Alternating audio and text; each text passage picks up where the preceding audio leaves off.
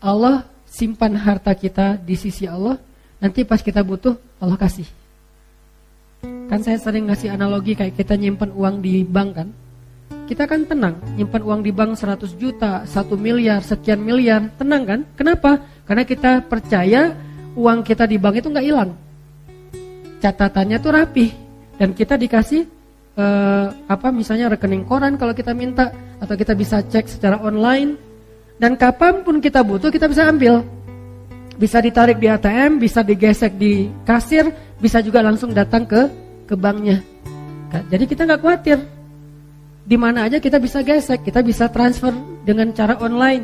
Di luar negeri juga kita bisa gesek karena ada beberapa logo yang memang kita bisa pakai. Sehingga kita kemana-mana nggak bawa duit banyak, pede nggak?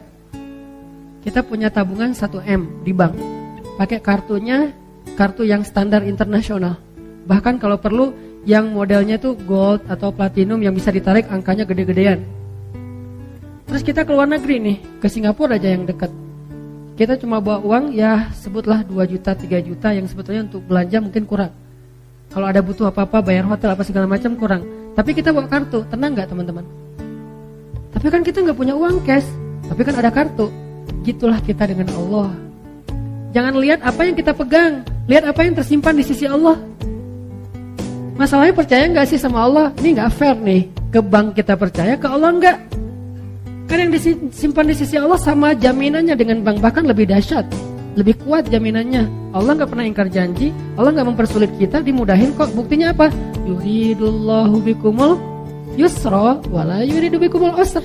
Allah pengen memudahkan kalian, gak pengen nyusahin kalian. Kan capek kalau kalian harus nyimpen duit kalian sendiri, nyimpen harta, terus nanti ribut di antara ahli waris, ribut susah di antara kalian sendiri, nanti kecolongan, kemalingan, segala macam. Biar aku aja yang nyimpen, kata Allah. Masalahnya kita kalau disimpan Allah kayak suka ragu gitu. Akhirnya kita khawatir, gimana ya nanti kalau sakit gak ada uang? Ada di Allah. Gimana ya nanti kalau ada masalah gak ada tabungan sama sekali? Ada di Allah. Ya kan, tapi kan tetap harus ada cashnya. Nah ini nih poinnya nih, gak fair. Kalau kita ada uang di bank dengan kartu doang, kita gak ngomong kayak gitu. Gimana ya keluar negeri gak bawa uang sama sekali? Kan ada kartu. Oh ya udah, ya aman lah kalau kayak gitu, tinggal digesek. Kok ke bank bisa gitu, ke Allah gak bisa gitu? Gak fair. Kalau nggak fair itu bukti bahwa iman kita tuh sebetulnya tuh nggak kuat. Kalau kayak gitu ya gimana kita mau dapat surprise dan miracle dari Allah? Jadi nggak apa-apa kita nggak pegang banyak, tapi begitu butuh tinggal gesek. Geseknya gimana? Tinggal gini doang. Lebih gampang daripada kita ke ATM. Belum lagi nanti ternyata di ATM itu cuma bisa transfer, nggak bisa narik karena habis duitnya. Belum lagi ATM-nya ada yang error. Kalau ini pernah error, jangan berdoa sekarang, kenapa? Doa lagi error. Nggak ada kan? Nggak ada waktu yang error dalam berdoa. Setiap saat kita bisa berdoa dengan mudahnya. Yuridullahu bikumul yusra. Allah tuh pengen mudahin kalian, nggak pengen nyusahin kalian. Karena kalau kalian pegang harta yang banyak banget, kalian susah. Bayar pajaknya, belum lagi nanti maintenance-nya, belum lagi nanti keributan di antara keluarganya, belum lagi kecemburuan orang kepada kalian. Udah deh, daripada kalian susah megang-megang aset itu, aku pegang aja. Nanti kalau butuh bilang ya, gitu. Kan gitu kan akadnya. Kalau butuh bilang, wa may yattaqillah yaj'al lahu makhraja wa yarzuqhu min haitsu la yahtasib wa may yattaqillah yaj'al lahu min amrihi yusra. Kan gitu sederhana. Tinggal gini doang. Cara gesek ATM kita ke Allah tuh gini doang. Dan kata Nabi dalam hadis qudsi, aku malu kalau hambaku mengangkat kedua tangannya meminta kebaikan lalu gak memberi. Allah malu, gak mungkin gak dikasih, pasti dikasih. Cuman cara Allah ngasih 3 model. Kadang dikasih persis kayak yang kita minta, kadang dikasih lebih banyak, lebih baik dari yang kita minta, kadang dikasihnya dengan model yang lain yang sama dengan nilai yang kita minta. Kayak misalnya kita punya kartu ATM, belanja nih di luar negeri, kita gesek. Bisa kita gesek dan akan keluar angka sesuai dengan yang kita sebut. Bisa juga, Pak, ini ada bonus. Bisa gitu kan? Begitu kita mau bayar sesuatu kan suka gitu tuh, ada bonus dari banknya. Begitu mau, Pak, ini ada bonus mau dipakai enggak? Ada poin. Sehingga yang tadinya harganya 1 juta, gara-gara poin jadinya 750.000, poin 250.000. Mau dipakai enggak? Kan suka gitu ya, bisa aja gitu. Bisa persis, bisa ditambah dengan bonus. Bisa juga diganti dengan yang lain. Pak, selain dapat bonus ini, Bapak nanti dapat merchandise, dapat hadiah apa misalnya, ternyata Bapak dapat mobil, dapat apa. Kan gitu cara Allah. Yang pasti bisa banget. Dan Allah kalau transaksi dengan Allah itu jauh lebih banyak untungnya daripada dengan makhluk. Karena Allah ghaniyun, maha kaya, gak akan kekurangan harta Allah. Sehingga tinggal gini doang. Masalahnya kita gak terlalu yakin dengan ini, lebih yakin dengan ini. Kalau bawa kartu yang bisa diginiin kita pede. Kalau gini kita nggak pede. Ini masalah iman. Kenapa kita nggak pede dengan ini? Emangnya Allah nggak ada? Ada. Tapi kenapa nggak percaya? Ya gitu deh. Nah ini nih jawabannya nih. Istafti qalbak. Tanya ke hati kalian masing-masing kata Nabi. Istafti qalbak. Tanya ke hati masing-masing. Akadnya tuh di sini. Kalau kita pede kayak gini sama dengan pedenya gini, iman. Lihat nanti keajaiban banyak banget dalam hidup kita. Tapi kalau yang kayak gininya agak ragu-ragu, ya sih, tapi kan butuh gini juga. Enggak. Gini, ada gini, enggak ada gini, terserah deh. Yang penting gini nih, cara biar tabungan kita banyak di sisi Allah, beramal soleh aja terus. Kadang langsung di cashin, dibayar sama Allah, kadang nanti ditabung dulu sama Allah. Saya udah beramal Ustaz, tapi enggak ada buktinya. Lagi ditabung sama Allah, kamu enggak butuh sekarang soalnya.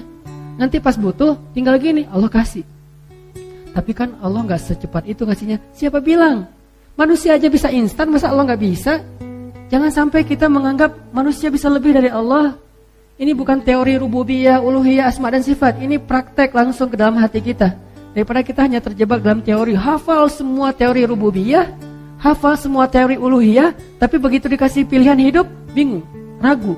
Mana rububiyahnya? Saya tidak mengangkat dari sisi angle rububiyah, karena itu materi kuliah, materi kampus, materi calon ulama. Ini angle praktis aja deh buat kita dalam praktek kehidupan sehari-hari. Bisa enggak kita yakin dengan ini, seyakin ini? Kalau bisa lebih dari itu lebih keren lagi. Mungkin bertahap, enggak langsung bisa lebih deh. Minimal fair, sama. Aduh lupa bawa dompet. Aduh hari ini belum sholat sunnah misalnya. Jadi kayak enggak ada modal gitu. Coba kalau hari ini kita ngeluarin harta kita fisabilillah, semudah kita investasi yang kita percaya banget dengan korporatnya, dengan perusahaannya. Kalau kita bikin kerjasama dengan manusia, biasanya bagi hasilnya berapa? Sebutlah 60-40 ya. Kita kerjasama, kita dapat 60% dari hasil. Atau yang modalnya konvensional, kita dapat paling tinggi, jarang lah gitu, 5% dari modal. Itu tuh jarang banget. Rata-rata ya 1, sekian persen atau 2%, bahkan kurang dari 1%. Deposito lah misalnya. Kita naruh uang kita 1 M, tiap bulan misalnya nanti kita dikasih tuh 3 juta. Berarti berapa persen? 0, kan? Karena 1%-nya 10 juta ya.